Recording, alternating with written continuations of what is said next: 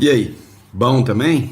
Pois é, vamos falar um pouquinho sobre o Brasil e o mundo, né? Vocês estão ligados que tem muita coisa acontecendo, do tipo um carro preto com dois homens estranhos vigiando a casa do Eduardo Bolsonaro nos Estados Unidos. A gente tem foto aqui que a gente vai colocar para vocês. Tem também, né, vários casos dentro do judiciário aqui que estão gerando uma certa polêmica. Na América Latina também não é diferente. Lá no Peru, né, estão a ponto de derrubar mais um presidente, porque a última presidente acabou de ser empichada. Agora o presidente interino também pode ir pro saco. Lá na Polônia estão tomando uma medida muito interessante e a gente precisa conversar sobre isso com vocês. A bomba do impeachment voltou a circular nos corredores de Brasília, impeachment do ministro Alexandre de Moraes, enfim. É bate-papo hoje, tá? Sabadão, é dia da gente sentar aqui, conversar e bater um papo. Então, vamos entender tudo que tá rolando. Só não esquece de se inscrever, curtir e compartilhar, tá? É o seguinte, vocês devem ter percebido o que tá rolando lá no Peru, né? A geração Z, que são os jovens, tá? São aqueles que nasceram ali a partir de 2000, se eu não me engano, que é a geração Z. Os jovens, lá no Nepal, se juntaram através das redes sociais contra a corrupção, contra, né, o autoritarismo do Estado e derrubaram o Estado lá no Nepal. Mas esse movimento começou a ganhar força em outros países, né? Agora a geração Z também, né, foi responsável, né, por uma manifestação também nas Filipinas, né? E aí, lá em Madagascar também, né, estão acusando que a geração Z está tentando dar um golpe de Estado. E aqui no Peru, a geração Z foi para as ruas. Como que aconteceu? Aqui, né, o primeiro presidente tentou um golpe de Estado, renunciou, esquerdista, tentou um golpe com tanques nas ruas, tentou um golpe de Estado. Só que a mídia nem falou disso. E aí, renunciou depois de muita pressão. A Dina Boluarte assumiu, né, no seu lugar. A Dina Boluarte começou a soltar as facções, o crime organizado, começou a tomar conta do país inteirinho, bem a cara da esquerda. Acontece que a geração Z foi para a rua, começou protestos e começou uma pressão muito grande e a Dina Boluarte foi empichada, principalmente por causa da violência. Depois colocaram José Mendes, eu nem me recordo o sobrenome, né? Eu acho que o presidente da Câmara de lá, né, assumiu. E aí já começou fazendo as mesmas tramas esquerdistas, né, sem nenhum projeto para reduzir a criminalidade, e a geração Z voltou para as ruas, né? A geração Z voltou e o presidente interino declarou estado de emergência, falou que vai continuar, né, fazendo a opressão contra, né, os peruanos. Em meio a protestos violentos, o presidente interino do Peru decidiu declarar estado de emergência no país. Depois que a medida começar a valer, as Forças Armadas poderão dar apoio à polícia. Além disso, existe a possibilidade de que alguns direitos da população, como a liberdade de circulação e de reunião, sofram restrições. Na última quarta-feira, confronto entre manifestantes e policiais deixaram 123 pessoas feridas e uma pessoa morta. Tá? Os policiais mataram um ontem. Tá? O mesmo desenho do Nepal. As manifestações que tomaram as ruas do Peru desde setembro são encabeçadas por jovens entre 18 e 30 anos. Eles protestam contra a corrupção governamental e o aumento da insegurança causado pelo crime organizado. Ou seja, é o reflexo, é o retrato de anos de governo da esquerda no poder, né? E a América Latina, ela está começando a se atentar que ela quer se livrar disso, tá? E elas entenderam que esse sistema, esse organograma todo que surgiu aqui na América Latina, ele não vai sair, né, dos meios democráticos. É por isso que essa geração Z começa a se mobilizar. E é incrível, né? O símbolo dessa geração Z se tornou o símbolo de um desenho animado, tá? tá? Tem uma bandeira de um desenho animado, eu não separei aqui para vocês, mas tem uma bandeira de um desenho animado que os jovens estão compartilhando, e lá do Nepal passou para o Peru e os jovens estão compartilhando para dizer que vão derrubar o governo e exigir um governo que combata o crime organizado, né? Cara, somos governados por velhos há muito tempo, né? Que realmente não querem fazer nada. Então tá na hora, talvez mesmo, da geração Z, o futuro, né? Que querem um futuro, começarem a cobrar menos corrupção, menos violência. E aí estão começando um movimento que vai entrar para a história. Vamos lá, matéria da Euronews agora para vocês. Polônia elimina o imposto de renda da pessoa física para pais com 2 filhos ou mais em uma grande reforma fiscal. Cara, enquanto nós estamos aqui com um governo de esquerda que faz de tudo para aumentar impostos, a Polônia começa a trabalhar com uma reforma fiscal, com objetivos claros, crescimento do país. Vocês sabem que eu sou muito focado na internacionalização, né? Então, trabalho com internacionalização, minha formação é comércio internacional, né? International Business, pela Universidade Must. Então, o que a gente tem hoje, né? Divisão. Os países que implementaram o esquerdismo e o socialismo estão em declínio. A Europa começa a entrar em declínio em vários pontos. Olha só, um dos principais pontos é a guerra silenciosa, né? Ou seja, a invasão silenciosa que vem sendo tomada dentro desses países europeus por muçulmanos, por africanos. O que vem acontecendo? O inglês, por exemplo, ele não tem mais filhos, no máximo ele tem um. E aí o imigrante muçulmano que foi para a Inglaterra, ele tem 5, 6, 7 filhos. E aí, daqui 40 anos, quantos muçulmanos terão lá dentro e quantos ingleses? E essa revolução está começando a acontecer, né? Essa mudança já é sensivelmente vista. E aí, agora começou a dar mais repercussão porque os muçulmanos estão querendo impor as suas regras dentro da Inglaterra, dentro de Portugal, dentro da França. A Polônia está incentivando o crescimento, né, da sua população. Barrou a imigração, né, ilegal e disse o seguinte: olha, eu quero que você pague 0 de imposto de renda se você tiver 2 filhos ou mais. Eu quero que vocês procriem, eu quero que a população esteja aqui. Então, o pai de família que tem mais filhos para cuidar é esse que não tem que pagar imposto de renda. E é uma medida genial, ou seja, ele vai incentivar o crescimento populacional para ter uma geração mais jovem no futuro, pensando no futuro do país e entendendo que, peraí, mas é justamente para o pai de família que eu tenho que reduzir impostos, porque é esse que banca a família, né? Então, medida genial da Polônia, que vem fazendo seu dever de casa. Ficou anos e anos na mão do comunismo lá, né?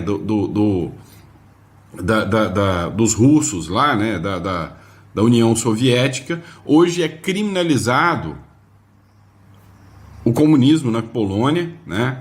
O presidente da Polônia firmou uma lei que elimina o imposto sobre a renda para os pais com ao menos 2 filhos. A medida, conhecida como PIT-0, né, busca aliviar a carga fiscal das famílias, aumentar o consumo e estimular a economia e a criação de filhos, né? Ou seja, estimular a família, né? Para você ter uma noção, nos anos 1990, por exemplo, olha, isso aqui é que eu chamo de guinada total. Em 1990, a Polônia, né, era um caos, dominada, né, pela União Soviética. Enquanto o Brasil tinha uma renda per capita ali, né, de $3.100, né, renda familiar, em média, na Polônia era 1.600, né, 1.600 anual. Hoje, né, em 2025, enquanto o Brasil tem uma renda per capita familiar de $10.600, na Polônia essa renda per capita, né, mensal, essa renda per capita é de 26, ou seja, aqui 6 vezes menos e aqui 6 vezes mais. Por que 6 vezes? Porque se você observar, aqui o Brasil estava 3 vezes à frente da Polônia, 3 vezes. Hoje, nós é que estamos 3 vezes atrás da Polônia. Então, isso aqui é o resultado de capitalismo. Ela brigou pelo capitalismo, ela buscou o capitalismo, né, para vencer e para mudar a regra do jogo. Vamos lá. Publicação da Bárbara do Te Atualizei. Então, eu sempre cito a fonte, tá? Então, é da Bárbara lá do Te Atualizei lá. Ó, a bomba do impeachment voltou a circular nos corredores de Brasília. Os senadores estão muito, né, preocupados com a postura, né, do Alexandre de Moraes e começam a fazer uma pressão ainda maior, principalmente depois, né, que o governo norte-americano condicionou negociações com o Brasil, né, sobre o Alexandre de Moraes, ou seja, condicionou as negociações com o Brasil a saída do Alexandre de Moraes, né? Foi o que o Marco Rubi falou ao Mauro Vieira. E a Bárbara publicou o seguinte: a crise entre os poderes voltou a se acentuar em Brasília. A oposição protocolou novos pedidos de impeachment contra o ministro Alexandre e Flávio Dino. O movimento reacende a pressão sobre a corte e sobre o presidente do Senado, Davi Alcolumbre, acusando de bloquear o avanço das solicitações, ou seja, estão acusando que o Alcolumbre não atua, né? Não está fazendo o negócio fluir. Os parlamentares afirmam que o STF e a Procuradoria-Geral da República atuam de forma ideológica e alinhada ao governo déspota. O senador Eduardo Girão classificou Dino como o braço político do Planalto dentro do Supremo. Foi para isso que ele foi colocado lá, né? E cobrou que o Senado cumpra sua função constitucional de fiscalizar os ministros. Segundo ele, o Brasil só vai se libertar do caos quando cada poder for colocado em seu devido lugar. Pois é. Vamos lá. Vamos falar do desenho econômico para 2026, desenho eleitoral para 2026, econômico não, eleitoral. Vamos lá, esse aqui é o Sóstenes Cavalcante, tá? Pegaria numa foto engraçada aí, mas tá bom. Bolsonaro quer Michele no Senado para protegê-la, afirma Sóstenes Cavalcante. O líder do PL na Câmara diz que o ex-presidente teme perseguição judicial caso a ex-primeira-dama seja eleita para o executivo, tá? Então o que acontece? Tá rolando aí o discurso de que, e eu quero que você preste atenção nesse trecho, tá rolando aí o discurso de que o Centrão tá fazendo de tudo para eliminar o Bolsonaro, de tudo, né? E aí teve uma briga entre o Ciro Nogueira e o Eduardo Bolsonaro, onde o Ciro Nogueira afirmou que ninguém da família Bolsonaro será candidato ao Planalto. O Eduardo Bolsonaro bateu o pé e disse: o Trump vai garantir que eu possa concorrer. Mas o Centrão já deixou bem claro, eles querem um outro nome, o nome preferencial do Centrão chama-se Tarcísio de Freitas, com um vice como o Ciro Nogueira ou outra pessoa.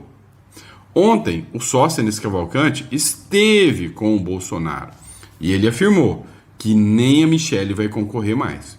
Então, a probabilidade de que o Centrão queira eliminar o bolsonarismo ou o clã Bolsonaro é fato, tá? É o que o Centrão está querendo. E é óbvio, o Bolsonaro não está em condições hoje de, peitar. Hoje ele é um refém.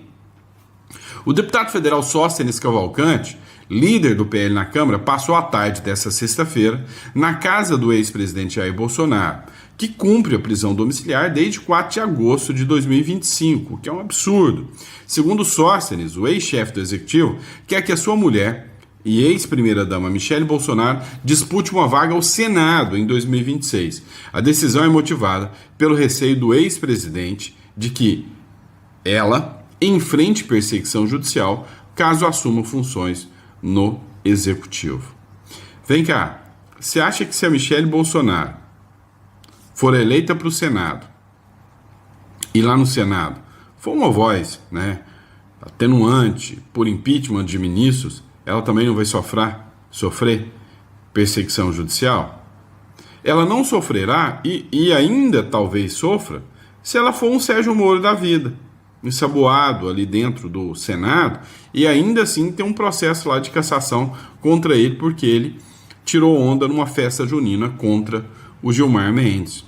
Então, assim, ela vai sofrer perseguição de um jeito ou de outro. Mas o Bolsonaro está certo no sentido de que, na presidência, a perseguição contra ela vai ser muito maior, e a perseguição não vai ser da esquerda e do STF só não. O próprio Centrão vai persegui-la também. Ele sabe, né, que se qualquer um da família dele for para a presidência, vai ser perseguido por todos. Ou seja, ontem eu vi um vídeo,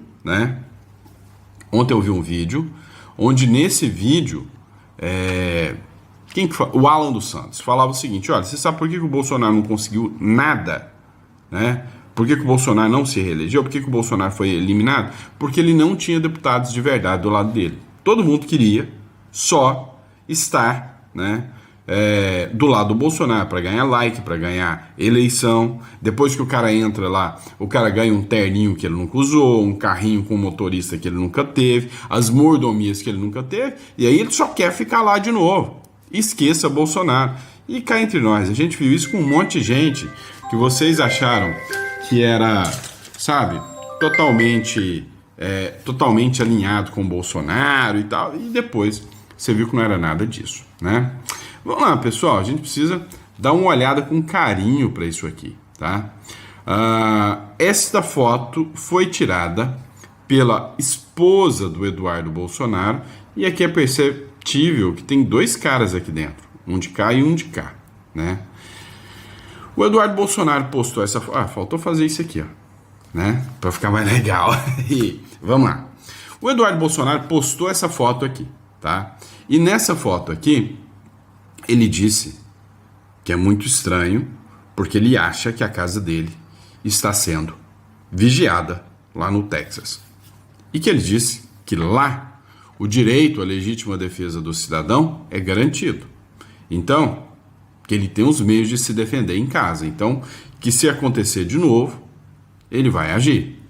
Hoje à tarde, isso aqui abre aspas para o Eduardo Bolsonaro. Hoje à tarde, enquanto eu não estava em casa, minha esposa, Heloísa Bolsonaro, percebeu um carro com vidros escuros estacionado em frente à nossa residência. Dentro dele havia dois homens, usando óculos escuros, observando atentamente a casa. Ela preferiu não comentar nada com a minha sogra para não assustá-la, mas a situação era tão evidente que até ela, minha sogra, acabou notando. O veículo permaneceu ali por um bom tempo, com os ocupantes em atitude suspeita. Pareciam tirar fotos da casa ou manipular o celular de forma estranha. Quando decidiram sair, agiram de maneira incomum. Em vez de simplesmente passar em frente da nossa casa, deram meia volta e foram embora. Por que evitaram passar pela frente? Medo de serem registrados por câmeras? Né? A polícia local já foi informada do ocorrido. Caso se confirme que se tratava de algum tipo de vigilância promovida por autoridades não americanas, isso configuraria crime e é tratado com extrema seriedade aqui nos Estados Unidos. No mais, reafirmo, no Texas, as pessoas têm o direito e os meios para se proteger, caso algo venha a evoluir para uma conduta mais ofensiva. Pois é. Essa é a realidade, né, do que está acontecendo com o Eduardo Bolsonaro. E aí eu te falo, cara, vale a pena, né? Sinceramente, vale a pena você expor sua família em risco, tudo, né? Expor sua família em risco, viver acuado, ter que abandonar o país que você tanto ama. Então, tem gente que fica aí criticando e atacando o Eduardo Bolsonaro, tá? Eu sei o que o Eduardo Bolsonaro está passando. Eu imagino, porque a situação dele é muito mais complicada do que a minha, até mais do que a de outros. Por exemplo, a do Lacombe. O Lacombe foi embora também. O Alexandre Garcia, que é uma figura que, assim, eu gosto mais das publicações dele, também foi embora para Portugal. Todo mundo que hoje tem voz, que realmente tem coragem de falar o que acontece, está indo embora do país, né? Eu, desde 2024, eu já... Uruguai, né? Eu fui para o Uruguai, hoje eu estou no Paraguai. Porque, assim, cara, você acaba se incomodando. E por que eu preferi Uruguai, Paraguai? Cara, hoje eu tenho o sentimento de que o tempo da Europa já deu, tá? Os custos na Europa estão exorbitantes. Você já não tem aquela liberdade. Ontem eu vi um alemão aqui comentando, né? Falando em espanhol, claro, eles já falam muito bem já. E o alemão falando que não compensa, ele já não tem mais vontade de voltar para a Alemanha, porque lá ele tem medo. Lá não são as facções, mas lá ele tem medo, né, de algum radical da esquerda fazer alguma coisa contra ele. Então é por isso que tem tantos aqui no Paraguai, mas tantos, inclusive o Uruguai também.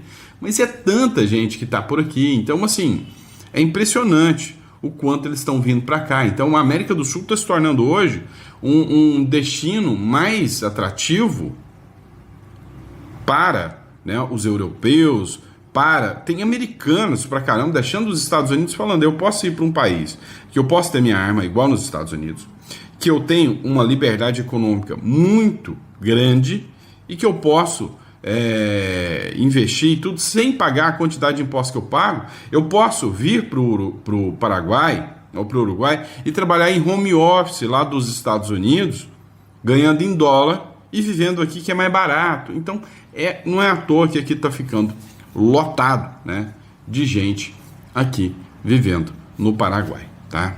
E aí, né, é isso. Lá o Eduardo Bolsonaro, em tese, está mais protegido. Vamos lá, pessoal. Mais matéria agora para vocês, tá? Estamos lascados nas negociações comerciais com os Estados Unidos. O governo Trump entende que o Brasil está do lado errado em todos os pontos sensíveis aos americanos. E as questões políticas, Bolsonaro, Moraes e censura, seguem mais fortes do que nunca. É o que o Lorival aqui falou, tá? Eu vou colocar aqui para vocês. É uma questão essencialmente política. E aí uma frase que eu ouvi foi assim... Rubio com o Brasil e Bessent com a Argentina. Ou seja, o secretário do Tesouro é que fala com a Argentina, trata de economia. Rubio não trata de economia, né? Então não sabe nada sobre tarifas, essas questões. E o núcleo dessa conversa foram os 15 primeiros minutos em que estavam só o Rubio e o Mauro Vieira, e que não vazaram, inclusive, o que foi essa conversa, mas foi a conversa política. E aí, o seguinte, ainda muita frustração que o Brasil está no lado errado, nas crises de mais atenção do governo Trump. Isso aqui é fonte, tá, do governo Trump me falando. As crises mais importantes para o Trump: Hamas, Israel, Ucrânia, Rússia, Venezuela. Brasil do lado errado nas três. E ainda outros temas como BRICS, clima, China e Irã. Até clima, quer dizer, realizando a COP aqui, o Trump não gosta da pauta, é contra a pauta da mudança climática. Aí ele fala assim, qual americano no governo dos Estados Unidos quer stick their neck out politically in favor of Brazil in Washington? Quem que vai falar, se expor para defender a pauta Brasil? Não vai, não tem ninguém fazendo isso. Aí ele disse assim, Argentina, Equador, El Salvador, outros países na América Central, em breve a nova Bolívia ou até a nova Venezuela vão ocupar esse espaço de atenção na América Latina, onde temos novas oportunidades, ele falando em nome dos Estados Unidos e tal, né? O setor privado americano é o único com interesse forte, mas já obteve as isenções de tarifas mais importantes para eles. E tem temas com parceiros mais importantes, China, União Europeia, Canadá e México, para fazer lobby e se preocupar. Por isso, diz essa fonte, o Brasil não vai ter espaço nas relações com os Estados Unidos nesses governos atuais. Precisa desenhar para esse pessoal entender? Capaz, né? O que o Donald Trump falou aqui? Pô, para aí. O que o Brasil tem? Riquezas naturais, petróleo. O Brasil tem aí uma boa produção, mas é um país esquerdista que vai afundar. Enquanto isso, enquanto eu tenho que parar uma, vamos dizer assim, uma locomotiva que está indo para o caminho errado, mas ela começou a dar o gás e está com muito combustível agora, que é o Brasil. Eu já tenho aqui locomotivas que têm os mesmos vagões que o Brasil, que já estão simplesmente acabando o combustível para começar uma nova jornada agora com a direita. É o caso do Peru. Do Peru, a Dina Boluarte caiu. A direita está vindo com uma força total. Os jovens da geração Z estão fazendo pressão para a esquerda cair. O Peru vai se tornar um país de direita. E aí, tem a Venezuela também. A Venezuela também vai cair o Maduro. Eles estão preparando tudo para cair. Então, para que eles vão ficar focando e preocupando demais com o Brasil, que está indo totalmente para o lado errado? O Lula, segundo eles, mais cedo ou mais tarde a população aqui vai acordar e vai acabar indo contra, né, o Lula. Então, a grande questão é, o Brasil vai ser abandonado pelos Estados Unidos. É o que o Lorival aqui, né, acabou de falar. Lorival Santana acabou de falar, o Brasil será abandonado pelos Estados Unidos, tá? Será totalmente abandonado pelos Estados Unidos. É isso, não tem outro caminho, tá? Não tem outro caminho mais a ser discutido pelo Brasil, né? É isso que está acontecendo, tá? Vamos lá, bora para mais uma matéria da Euronews agora. Estados Unidos captura 2 sobreviventes no seu último ataque contra a Venezuela. Olha isso aqui tá bom de ver, tá? Por que 2 sobreviventes no último ataque contra a Venezuela e por que isso é tão importante? Presta atenção, pega o fio. Ontem, tá? Viralizou em todos os jornais, em todos os meios de comunicação hispanohablantes, ou seja, que falam o idioma espanhol, e que o Hugo Carvajal, Serviço Secreto de Inteligência do Hugo Chávez, denunciou uma série de pessoas que recebiam dinheiro do narcotráfico do Maduro, que pega gente da Espanha, da Argentina, da Bolívia, do Brasil, e que todas essas pessoas agora já têm a prova vinda do Hugo Carvajal. Com 2 a mais pegos, estes são 2 testemunhas que vão receber o mesmo brinde do Hugo Carvajal. Olha, conta para quem vocês vendiam, quem se beneficiava com isso, conta para nós. Se você me contar, a gente não te dá nem pena de morte, nem prisão perpétua. O Trump sabe jogar, né? O Trump Cara, eu preciso que vocês entendam o seguinte, o Trump, ele é um empresário, ele está preocupado em ganhar dinheiro, em fazer com que os Estados Unidos cresça, e ele entendeu que depender da Europa, depender da China, não é um bom negócio para ele. Ele entendeu que ele pode fazer a própria China aqui no Paraguai. Não é à toa que ele está falando abertamente em abrir, né, vistos para o Paraguai. Ou seja, se você for um cidadão paraguaio, você vai poder ir para os Estados Unidos e voltar sem necessidade do visto, tá? Sem necessidade de um visto. Está em discussão na mesa hoje, porque aqui, né, o presidente é um presidente de direita.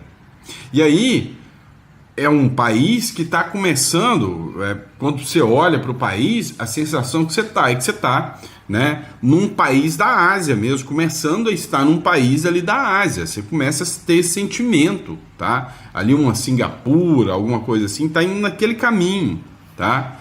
Então, os caras vão investir para cá. Pode ter certeza que os caras vão investir para cá. O Trump não é bobo. A Armada estadunidense resgatou a 2 sobreviventes de um ataque contra um narco-submarino venezuelano, segundo o diário The New York Times, o que abre um debate sobre o status legal, enquanto tanto Trump assegura que Maduro sabe que é melhor não meter-se com os Estados Unidos, né? Agora, o que é a grande questão? Esses 2 que foram pegos dentro de um submarino, né? E esses caras vão cantar a pedra de quem financia o submarino, onde eles abastecem, como que eles fazem para não ser pego pela polícia venezuelana, ou se a polícia venezuelana os ajuda.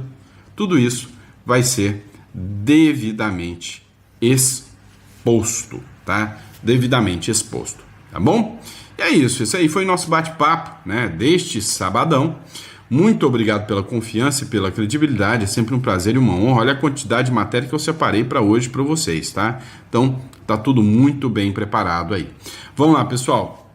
Antes de mais nada, tá? Recadinho rápido. Não esqueça de entrar aí em contato com a Imigra Mais. Se é interessante para você conhecer um pouco mais sobre o Paraguai e o Uruguai, a Imigra Mais, 16 99321 0648. Ó, o telefone é o WhatsApp, tá? Esse número aqui é o WhatsApp, então você pode entrar em contato aí via o WhatsApp. Aos finais de semana, né? Nós temos uma assistente virtual que vai te atender, né? Durante a semana. Você vai estar falando ali com a Ana Paula, com a Rosângela, com a Keila, né? Pessoal que vai estar ali para te atender, ou mesmo com a Alessandra. Então o pessoal vai estar lá para te atender, tá bom? E é isso, pessoal. Muito obrigado pela confiança, pela credibilidade. É sempre um prazer e uma honra estar aqui com vocês. E entre em contato aqui com a Imigra Mais. Abraço e a gente está de volta daqui a pouquinho com mais um editorial.